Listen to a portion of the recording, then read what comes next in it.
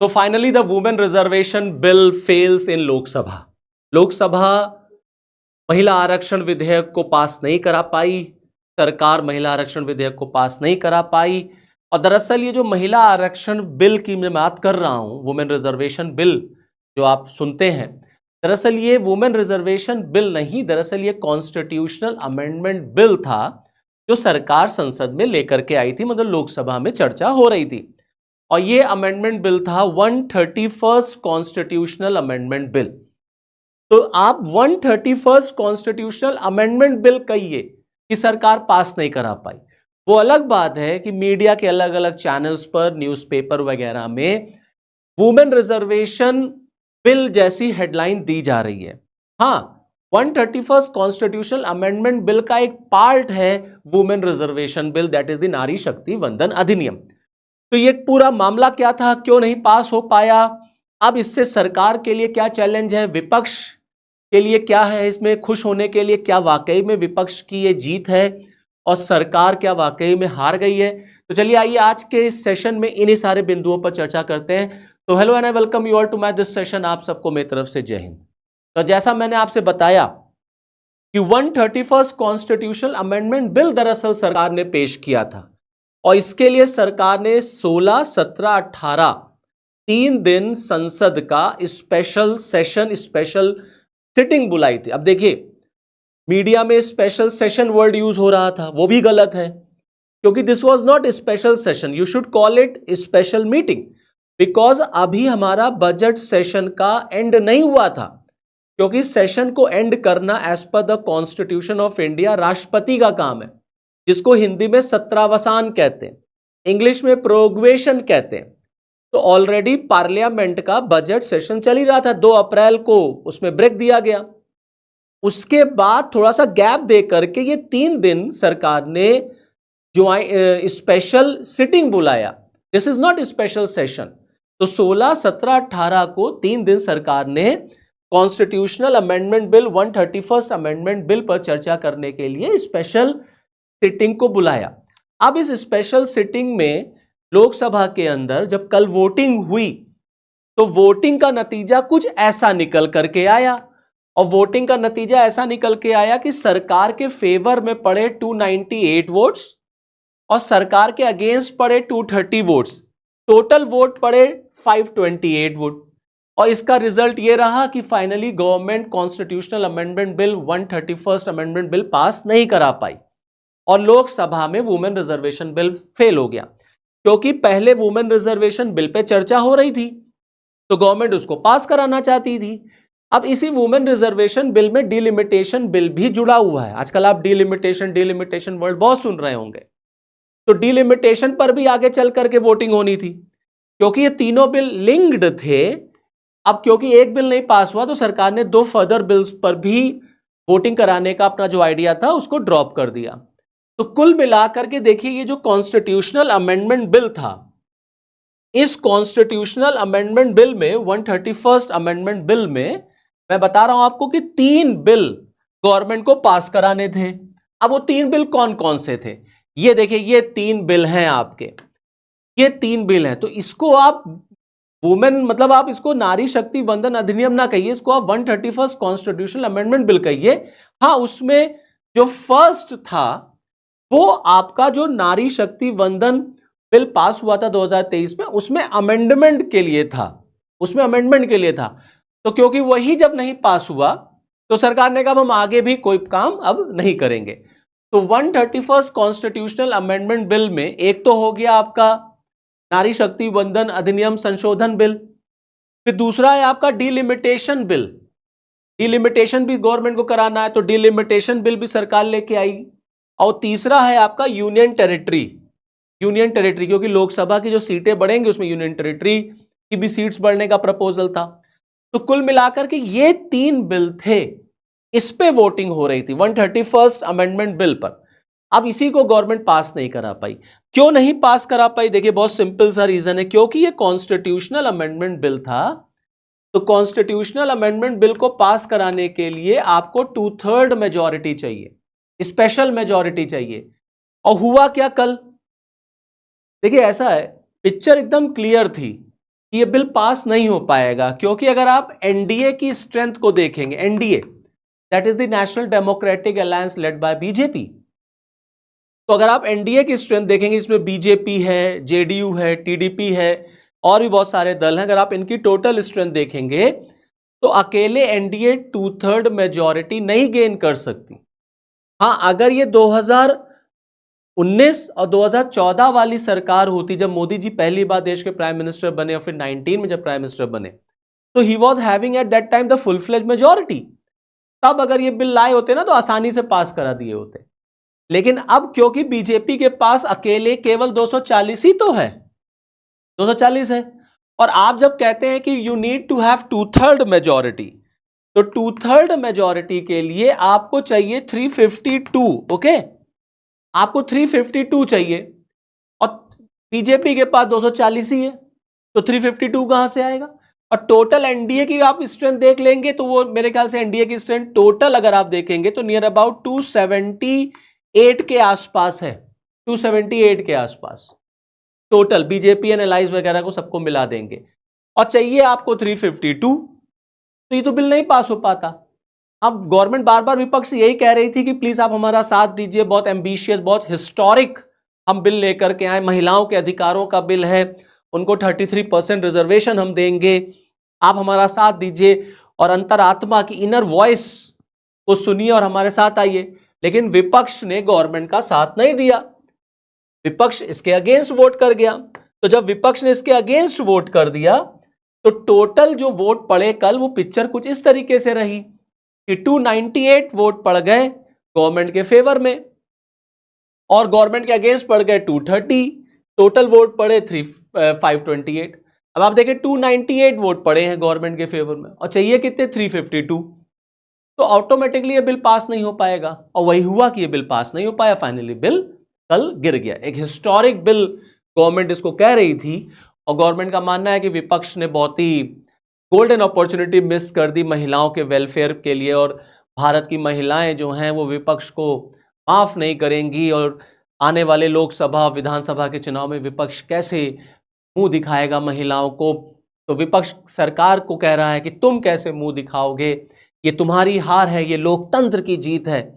South India वाले कह रहे हैं कि ये फेडरलिज्म की जीत है, संघवाद की जीत है, तमिलनाडु ने दिल्ली को हरा दिया। इस तरीके के कमेंट्स, इस तरीके की चीजें इस समय आप सोशल मीडिया पर और न्यूज़पेपर्स वगैरह में खूब देख रहे होंगे। तो देखिए, जो मैंने आपसे बताया कि इस 131st अमेंडमेंट बिल में जो जिस बिल पर जब सबसे ज्यादा चर्चा हो रही थी, जब 16 तारीख को मीटिंग शुरू हुई वहां से, तो वो था नारी शक्ति वंदन अधिनियम। नारी शक्ति वंदन अधिनियम ऑलरेडी 2023 में दोस्तों पास हो चुका है, 23 में पास हो चुका और गैजेट हो चुका है, इसका गैजेट नोटिफिकेशन भी हो चुका है, ये बिल तो ऑलरेडी पास है। तो अब जो 131st अमेंडमेंट बिल सरकार लाई थी, इसमें वो दरअसल नारी शक्ति वंदन अधिनियम जो 2023 का था उसमें वो अमेंडमेंट कर रही थी। तो अब क्या अमेंडमेंट कर रही थी, जरा उसको भी समझ लीजिए। देखिए, पूरी कहानी मैं आपको बताता हूं, ये पूरी कहानी है क्या। देखिए, जब 2023 में गवर्नमेंट ने नारी शक्ति वंदन अधिनियम पास कराया, तो government decided to implement that Nari Shakti वंदन अधिनियम बिल बाय 2034, बाय 2034। बात समझ रहे हैं? क्योंकि गवर्नमेंट ने कहा कि इस बिल के पास होने के बाद अब देखिए नेक्स्ट सेंसस होगा। हमारे देश में जो लास्ट सेंसस हुआ है वो 2011 का है, 2011 का। 2021 में जनगणना होनी थी, सेंसस होना था, कोविड आ गया, नहीं हो पाया। अब आप देखेंगे 2026 में हमारे क्या सेंसस का प्रोसेस शुरू हुआ है। तो जब सेंसस होता है ना, तो इसके बाद डिलिमिटेशन भी होगा। तो गवर्नमेंट का मानना था कि हम पहले सेंसस करा लें, फिर डिलिमिटेशन कराएंगे, और ये सारा प्रोसेस होने में 5, 6, 7 साल लग जाता है। तो ये मान के चलिए 2034 से पहले ये बिल पास नहीं हो पाएगा, मतलब ये बिल इंप्लीमेंट नहीं हो पाएगा। पास तो 23 में हो गया था।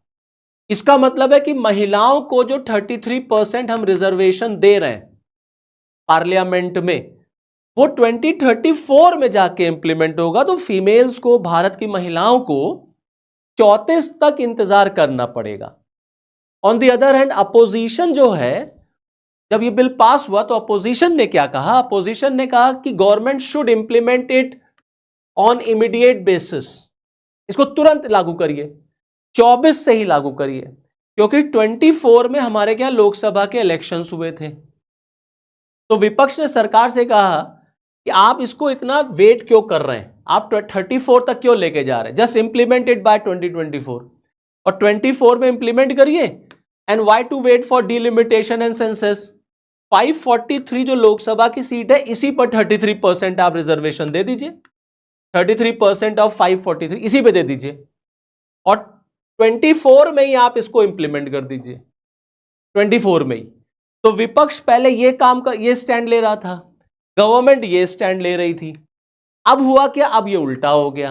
अब उल्टा कैसे हो गया, अब इसको भी समझ लीजिए। देखिए अब क्या हुआ, अब गवर्नमेंट कह रही है कि भैया ऐसा है, हम 2011 की सेंसस के बेसिस पर, जो अमेंडमेंट गवर्नमेंट लेकर के आई थी उसमें यह हुआ कि हम 2011 की सेंसस के बेसिस पर ऐसा करते हैं, डिलिमिटेशन हम करा लेते हैं, 2011 की सेंसस पर हम डिलिमिटेशन करा लेंगे, क्योंकि 26 की जनगणना अभी शुरू हुई, अभी 1 साल 1.5 साल 2 साल लगेगा। तो गवर्नमेंट ने कहा 2011 की सेंसस पर डिलिमिटेशन करा लेते हैं, और फिर हम बाय 2029 से महिलाओं को हम आरक्षण दे देते हैं। जो वुमेन रिजर्वेशन बिल 23 पास हुआ था, हम उसको 29 से इंप्लीमेंट कर देते हैं, लेकिन आफ्टर डिलिमिटेशन। जो 34 में होना था वो गवर्नमेंट ने कहा हम 29 में ही इसको इंप्लीमेंट कर देते हैं, बट आफ्टर डिलिमिटेशन। अब मामला यहीं फंस गया, पेच यहीं फंस गया। अब विपक्ष कह रहा है क्यों आप डिलिमिटेशन के पीछे पड़े हुए हैं, और क्यों 29 से लागू करना, क्योंकि नेक्स्ट लोकसभा का इलेक्शन 29 में है।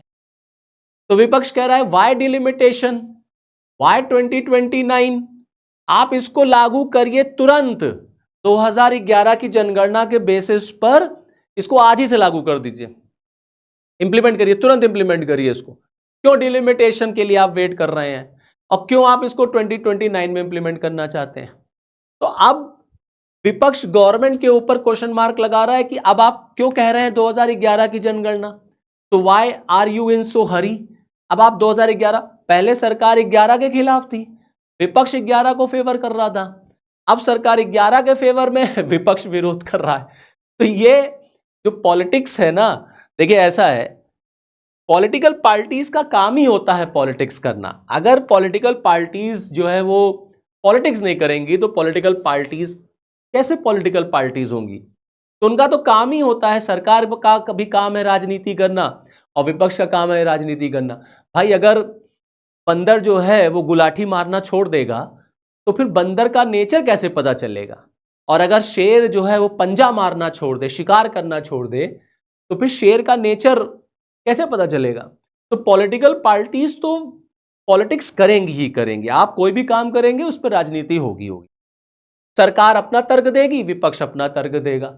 और देखिए लोकतंत्र की यही खूबसूरती होती है, डेमोक्रेसी की यही खूबसूरती है, स्पेशली इंडियन डेमोक्रेसी की। हम इतने वाइब्रेंट डेमोक्रेटिक कंट्री हैं, इतनी हमारे यहाँ डाइवर्सिटी है कि आप देखिए कि गवर्नमेंट की मोनोपोली, सरकार की मोनोपोली से भी ये देश नहीं चल पाएगा। मतलब आप इस बिल के ना पास होने से विपक्ष, एक मजबूत विपक्ष इमर्ज करता है यहां पर।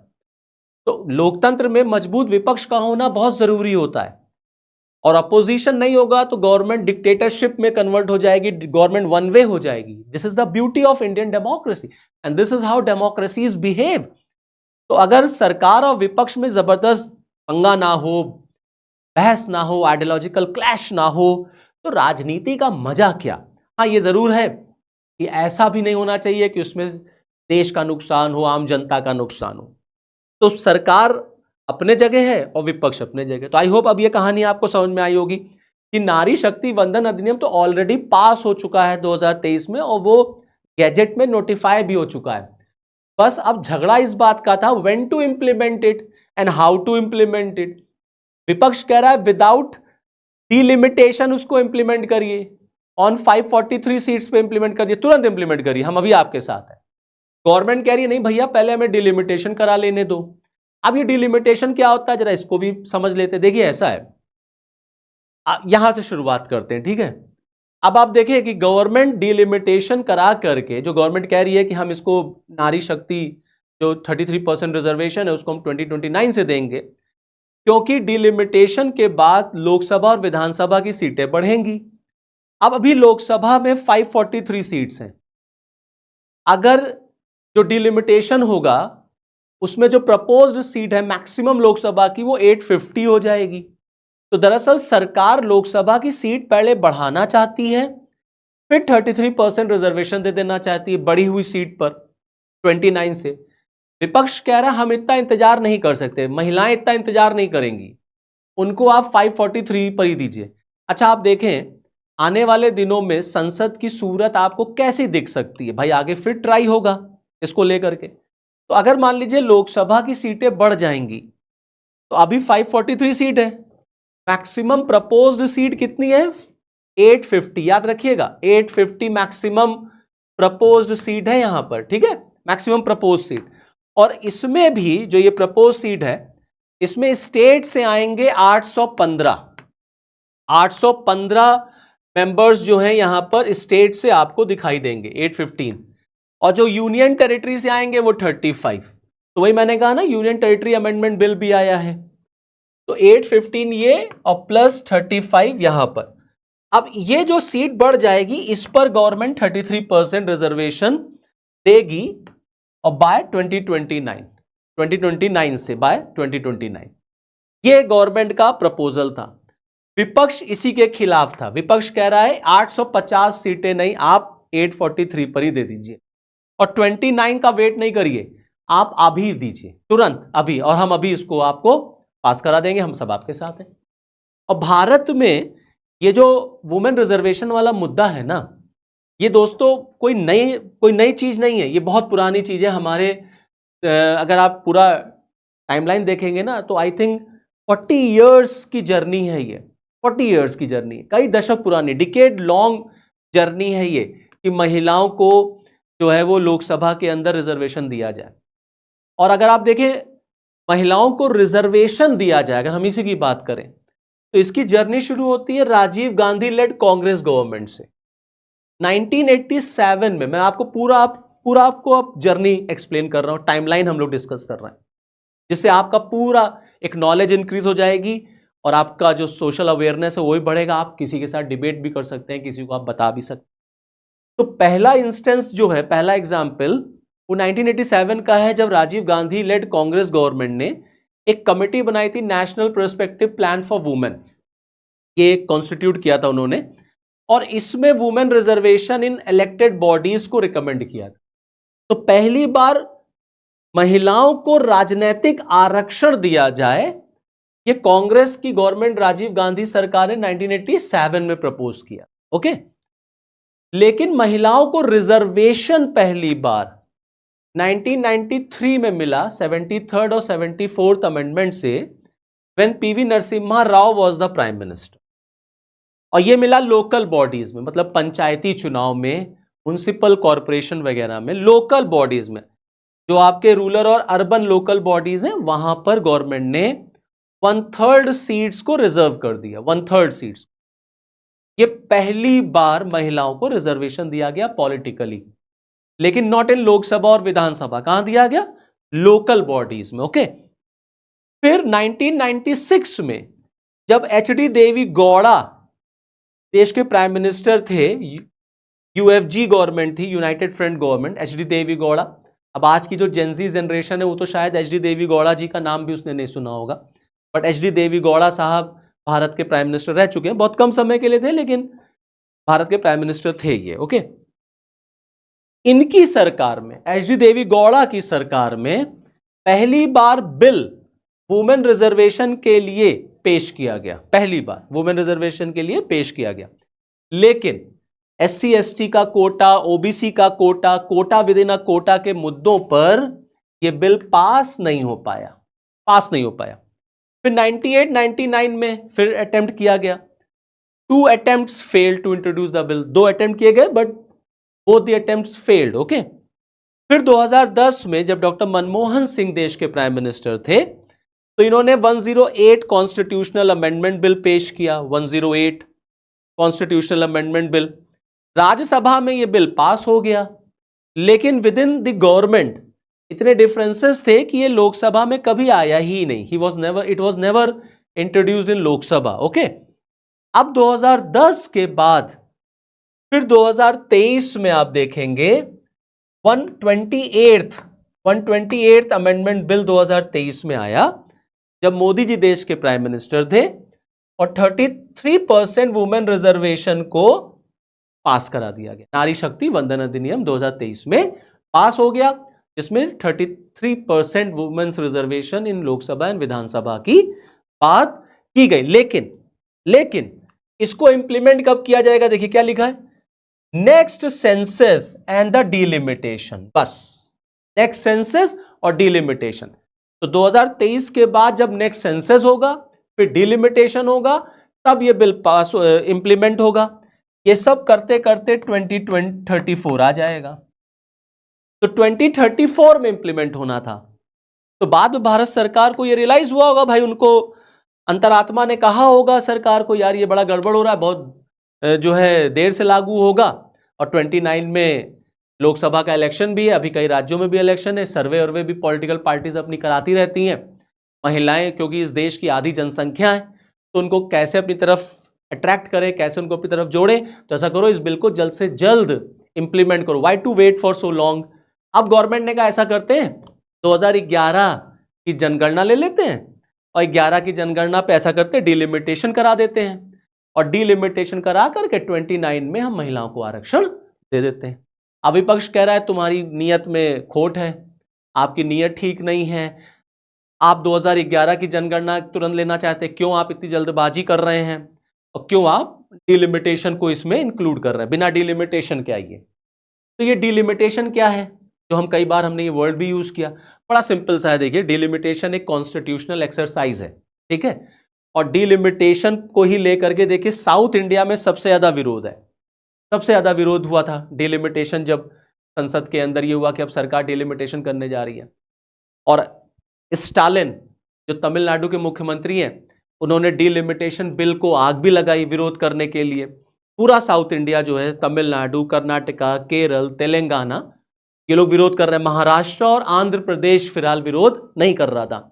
अब महाराष्ट्र और आंध्र इसलिए नहीं कर रहे थे, पॉलिटिकल कंपल्शन है, भाई बीजेपी के साथ है आंध्र प्रदेश में जो तेलुगु देशम पार्टी है। लेकिन सबसे ज्यादा विरोध तमिलनाडु गवर्नमेंट ने किया।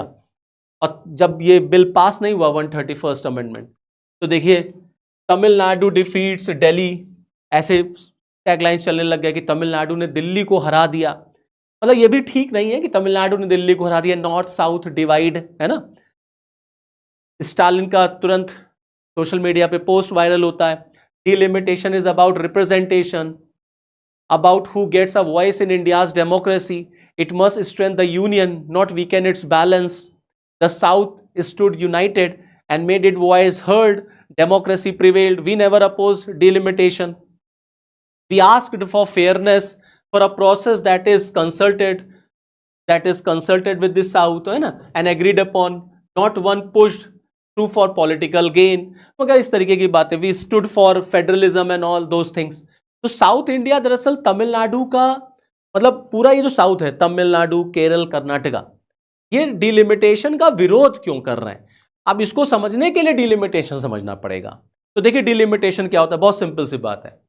जब हम आजाद हुए तो भारत की जो जनसंख्या थी वो लगभग मान के चलिए 25 करोड़ थी।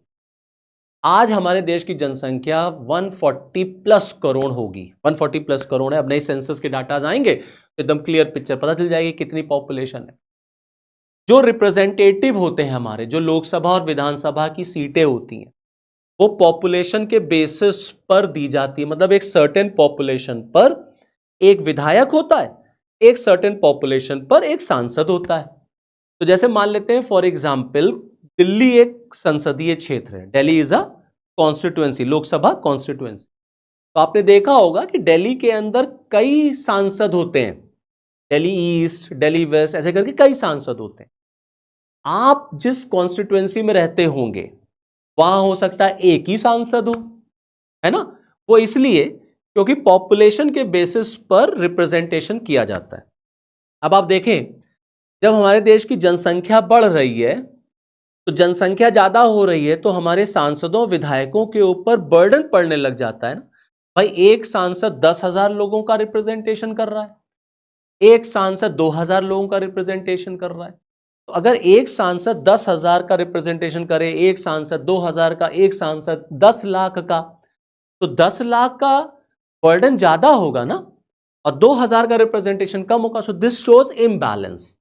तो जब पॉपुलेशन बढ़ती है हमारी, तो जब जनगणना होती है, तो उसके बाद सेंसस होता है, उसके बाद डिलिमिटेशन होता है। तो डिलिमिटेशन दरअसल लोकसभा और विधानसभा की सीटों को रीड्रॉ किया जाता है, रीएडजस्ट किया जाता है। ओके, तो the process of redrawing boundaries, the process of redrawing boundaries of the Lok Sabha and state assembly seats to represent changes in the population, this is delimitation. अगर पॉपुलेशन आपकी बढ़ी है, तो लोकसभा और विधानसभा की सीटों को रीड्रॉ किया जाएगा, जिससे प्रॉपर रिप्रेजेंटेशन एक विधायक, एक सांसद कर पाए, ना किसी के ऊपर ज्यादा बर्डन हो, ना किसी के ऊपर कम। और ये रेगुलर एक्सरसाइज होती है, आफ्टर सेंसस डिलिमिटेशन होता ही होता है। तो the main task of delimitation commission is redrawing the boundaries of the various assemblies and Lok Sabha constituencies based on the recent census. तो जो रीसेंट सेंसस के आंकड़े आते हैं, उसी के आधार पर डिलिमिटेशन कमीशन जो होता है, वो ये सारा काम करता है। अब डिलिमिटेशन कमीशन देखिए, कॉन्स्टिट्यूशन का आर्टिकल आप 82 पढ़ेंगे, तो उसमें आपको डिलिमिटेशन कमीशन के बारे में पता चल जाएगा। तो जब सेंसस होता है, तो सरकार को डिलिमिटेशन कमीशन बनाना पड़ता है। इसके लिए गवर्नमेंट को पार्लियामेंट से बिल पास कराना पड़ता है। और जब ये बिल पास हो जाता, अगर मान लीजिए बिल पास हो जाता, तो president of India delimitation commission बना देते। सुप्रीम कोर्ट का रिटायर्ड जज जो होता है, वो डिलिमिटेशन कमीशन का चेयरमैन होता है, विथ 2 अदर मेंबर्स, 2 और भी मेंबर्स होते हैं, एक chief election commissioner of India और स्टेट का जो इलेक्शन कमिश्नर होता है, हर राज्य का इलेक्शन कमिश्नर। ये लोग अपने टर्म्स ऑफ रेफरेंस खुद तय करते हैं। इनकी जो एडवाइस होती है, जो रिकमेंडेशन होती है, वो बाइंडिंग होती है, उसका जुडिशियल रिव्यू नहीं हो सकता। तो डिलिमिटेशन करना एक कॉन्स्टिट्यूशनल प्रोसेस है। हर जनगणना के बाद, हर सेंसस के बाद डिलिमिटेशन होगा। बट क्योंकि डिलिमिटेशन जब होता है, तो विधानसभा और लोकसभा की सीटें जो होती हैं वो रीड्रॉ होती हैं। तो होता क्या है कि एक ये डर होता है, क्योंकि पॉपुलेशन को अगर आप देखेंगे, तो नॉर्थ इंडिया में पॉपुलेशन आपको ज्यादा दिखेगी, साउथ इंडिया में पॉपुलेशन आपको कम दिखेगा। अब आपको पता चलेगा कि साउथ वाले क्यों इतना विरोध कर रहे हैं। नॉर्थ की पॉपुलेशन ज्यादा है, साउथ की पॉपुलेशन कम है। जनगणना हुई, जनगणना में पता चला भाई नॉर्थ की जनसंख्या बढ़ी है, साउथ की जनसंख्या कम है। प्रॉब्लम यह है हमारे देश में कि लोकसभा और विधानसभा की जो सीटें हैं, वो पॉपुलेशन से अटैच्ड हैं। पॉपुलेशन बढ़ी तो उस राज्य की लोकसभा सीटें बढ़ गई। भाई देखिए, उत्तर प्रदेश की लोकसभा में 80 सीट्स हैं। वाई? क्यों उत्तर प्रदेश की लोकसभा में 80 सीटें? बताइए वाई? अगर उत्तर प्रदेश की लोकसभा में 80 सीटें हैं, तो इसका रीजन है पॉपुलेशन, क्योंकि उत्तर प्रदेश की जनसंख्या सबसे ज्यादा है। अब नया आंकड़ा आया, नया सेंसस आया, पता चला उत्तर प्रदेश की जनसंख्या और बढ़ गई। तो जब उत्तर प्रदेश की जनसंख्या और बढ़ेगी ना, तो यहां पर लोकसभा की सीटों को एडजस्ट किया जाएगा, रिड्रॉ किया जाएगा। तो मान लीजिए अगर कोई लोकसभा की सीट है, ये इतनी बड़ी, अब उसको डिवाइड कर दिया गया, 2 कर दिया गया, तो देखिए 2 हो गई ना। अब 80 पहले थी, 2 और जुड़ जाएंगे, 82 हो गई मान लीजिए। तो जो ये इशू है, जो ये डिलिमिटेशन कि हम 50%, 50% सीटों को बढ़ाएंगे पॉपुलेशन के बेसिस पर।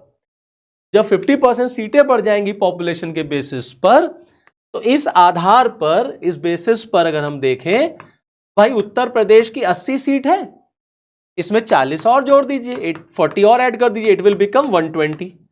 तो उत्तर प्रदेश लोकसभा में 120 सीट्स ले लेगा। तो out of 815 members from state, 815 में से 120 अकेले उत्तर प्रदेश के आएंगे। और जितने ये नॉर्थ इंडिया के स्टेट्स हैं, they will have more representation in Lok Sabha. They will have more voice in Lok Sabha, क्योंकि नॉर्थ इंडिया की पॉपुलेशन ज्यादा है और आगे भी ज्यादा ही होगी। अब साउथ वाले अपने आप को चीटेड फील करते हैं। उनका कहना है भाई देखिए हमने पॉपुलेशन कंट्रोल किया, क्योंकि सरकार ने कहा पॉपुलेशन कंट्रोल करो। हमने पॉपुलेशन कंट्रोल किया तो क्या हमने कोई गलत काम कर दिया? अब आप, हमारी अगर जनसंख्या कम हो गई है तो आप हमको पनिश कर रहे हैं। तो तमिलनाडु की सीट अगर 50% बढ़ जाएगी वो कभी 120 नहीं होगी। तो तमिलनाडु का लोकसभा के अंदर रिप्रेजेंटेशन कम होगा। तो कुल मिला के ये कि साउथ जो नॉर्थ जो होगा वो पॉलिटिकली ज्यादा इंपावर्ड होगा। ये हिंदी बेल्ट जो है, यूपी, बिहार, मध्य प्रदेश, राजस्थान, ये सब पॉलिटिकली बहुत पावरफुल हो जाएंगे। और किसी भी पॉलिटिकल पार्टी को इन राज्यों में चुनाव जीत जाए वो लोकसभा में सरकार बना ले जाएगी। और नॉर्थ इंडिया का रिप्रेजेंटेशन क्योंकि लोकसभा में ज्यादा होगा तो उनका राज्यसभा में भी ज्यादा होगा। तो ऑटोमेटिकली जो नॉर्थ इंडिया है वो लोकसभा में, वो राज्यसभा में, वो प्रेसिडेंट के इलेक्शन में, इन सब में बहुत पॉलिटिकल, मतलब वो पावरफुल हो जाएंगे नॉर्थ इंडिया वाले। साउथ इंडिया वाले बहुत कमजोर हो जाएंगे। इसीलिए साउथ इंडिया डिलिमिटेशन के फॉर्मूले के अगेंस्ट था। ये जो 50% वाला फॉर्मूला है, this is not acceptable to us, क्योंकि हमारी सीटें यहां पर बहुत कम होती हुई नजर आ रही हैं। हमारा रिप्रेजेंटेशन लोकसभा में बहुत कम होगा। तो जाहिर सी बात है जब हमारा रिप्रेजेंटेशन कम होगा तो हमारी जो पावर है या जो हमारी वॉइस है उसको कोई सुनेगा ही नहीं। हम माइनॉरिटी में आ जाएंगे, हम माइनॉरिटी में आ जाएंगे। तो कुछ इस तरीके से देखिए पिक्चर है, कुछ इस तरीके से। अगर 50% सीटें बढ़ रही हैं मान लीजिए डिलिमिटेशन के बाद, तो आप देखिए होम मिनिस्टर साहब ने क्या कहा था संसद के अंदर। हालांकि सरकार तो कह रही है किसी के साथ एक्सप्लॉयटेशन नहीं होगा, किसी के साथ इनजस्टिस नहीं होगा। कर्नाटका की लोकसभा में सीट 28 है इस समय, वो बढ़ के 42 हो जाएगी। आंध्र प्रदेश की 25 है, बढ़ के 38 हो जाएगी। तेलंगाना की 17 सीट्स हैं, will go up to 26। Tamil Nadu की 39 है, will go up to 59। Kerala की 20 है, विल गो अप टू 30। मतलब ओवरऑल अगर आप साउथ इंडिया को देख लें तो 129 टोटल सीट्स है, 195 हो जाएगा। ये साउथ इंडिया का है। 195 सीट बढ़ जाएंगी, 129 से 195 हो जाएगा। लेकिन अगर आप इसको नॉर्थ इंडिया से कंपेयर करेंगे तो ये बहुत कम होगा। अकेले उत्तर प्रदेश की 120 सीटें हो जाएंगी और साउथ इंडिया जो है 195 पे ही रहेगा। तो जिसके पास सीटें कम होंगी लोकसभा में वो माइनॉरिटी में आ जाएगा ना भाई, उसकी आवाज कौन सुनेगा? नॉर्थ इंडिया में आप जीत जाइए बस आप सरकार बना ले गए। तो अपोजिशन कह रहा है क्योंकि बीजेपी साउथ इंडिया में कमजोर है पॉलिटिकली। महाराष्ट्र के नीचे आप जैसे जाएंगे बीजेपी आपको कमजोर होती हुई नजर आएगी। नॉर्थ इंडिया में आप जैसे आएंगे हिंदी बेल्ट में बीजेपी बहुत स्ट्रांग पोजीशन में है। तो अपोजिशन का मानना है कि बीजेपी दरअसल यहां पर कॉन्स्टिट्यूशन के प्रिंसिपल्स को चेंज कर रही, फेडरलिज्म को चेंज कर रही, कोऑपरेटिव फेडरलिज्म को चेंज कर रही है, डेमोक्रेसी को स्पॉइल कर रही है। और वो इस तरीके का फॉर्मूला लेकर के आई है जो उसके फेवर में है, और ये बीजेपी को मजबूत करेगी ना कि संविधान को। बात समझ रहे हैं? और दूसरा एक एंगल देखिए, देखिए सिंपल सी बात है, जिस स्टेट की पॉपुलेशन कम होती है ना, प्लानिंग कमीशन जब हुआ करता था तो प्लानिंग कमीशन फंड अलॉट करता था स्टेट्स को फंड अलॉट होता था। जानते हैं उसमें भी एक क्राइटेरिया पॉपुलेशन था। तो ये जो नॉर्थ इंडिया वाले थे ये प्लानिंग कमीशन का खूब पैसा लेते थे क्योंकि इनकी जनसंख्या ज्यादा है। तो इनको एक तरीके से रिवॉर्ड मिल रहा है कि तुमने पॉपुलेशन खूब बढ़ाई है, लो तुमको हम ज्यादा पैसा दे रहे। तो साउथ वालों को लगता था यार हम तो एचडीआई में सबसे अच्छा काम कर रहे हैं, पॉपुलेशन कम कर रहे हैं, गवर्नमेंट की पॉलिसीज को इंप्लीमेंट कर रहे हैं, पॉवर्टी लेवल को हमने कम किया है, लिविंग स्टैंडर्ड हाई किया है, जीडीपी में हमारा कंट्रीब्यूशन ज्यादा है, but the central government is rewarding the north India and penalising the south India. तो ये तो हमारे साथ डिस्क्रिमिनेशन हो रहा है। इसी तरीके से एक हमारे देश में एक और कमीशन होता है द फाइनेंस कमीशन। जब फाइनेंस कमीशन भी टैक्स के पैसे का डिस्ट्रीब्यूशन करता है अमंग स्टेट्स, तो उसमें भी देखिए एक क्राइटेरिया पॉपुलेशन होता है। जिसकी जनसंख्या ज्यादा है उसको ज्यादा पैसा मिल जाएगा। साउथ वाले फिर चीटेड फील करते हैं कि हमारे साथ फिर धोखा हुआ। तो ना वो यहां से पैसा ज्यादा पाते हैं ना वो यहां से पा रहे होते हैं। और प्लस पॉलिटिकली भी उनका उतना वेटेज नहीं है, क्योंकि उनकी सीटें लोकसभा में कम है। क्यों कम है? क्योंकि पॉपुलेशन कम है। अब डिलिमिटेशन जो गवर्नमेंट ने प्रपोज किया 50%, अगर वो पास हो जाता तो इस तरीके से पिक्चर होती, तो फिर उनको रिप्रेजेंटेशन उतना नहीं मिल पा रहा था जितना वो चाह रहे हैं। तो ultimately they were feeling that the south India is in losing position, south India is a loser. इसीलिए बार बार साउथ इंडिया से डिलिमिटेशन एक्ट का विरोध हो रहा था, महिलाओं के रिजर्वेशन के खिलाफ नहीं, डिलिमिटेशन के खिलाफ।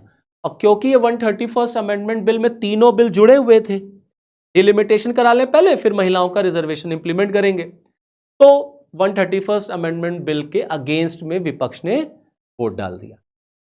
बात समझ रहे हैं? इसीलिए साउथ वाले डिलिमिटेशन के इतने अगेंस्ट है, खासतौर से तमिलनाडु में। तो मैंने आपको दिखाया कि स्टालिन ने आग लगा दी डिलिमिटेशन एक्ट पर, साउथ वाले बिल्कुल भी बीजेपी के फेवर में नहीं, सपोर्ट में नहीं गवर्नमेंट के, कि आप फेडरलिज्म को स्पॉइल कर रहे हैं, आप हमको वीकेंड कर रहे हैं, अपने आप को आप पॉलिटिकली ज्यादा पावरफुल कर रहे हैं।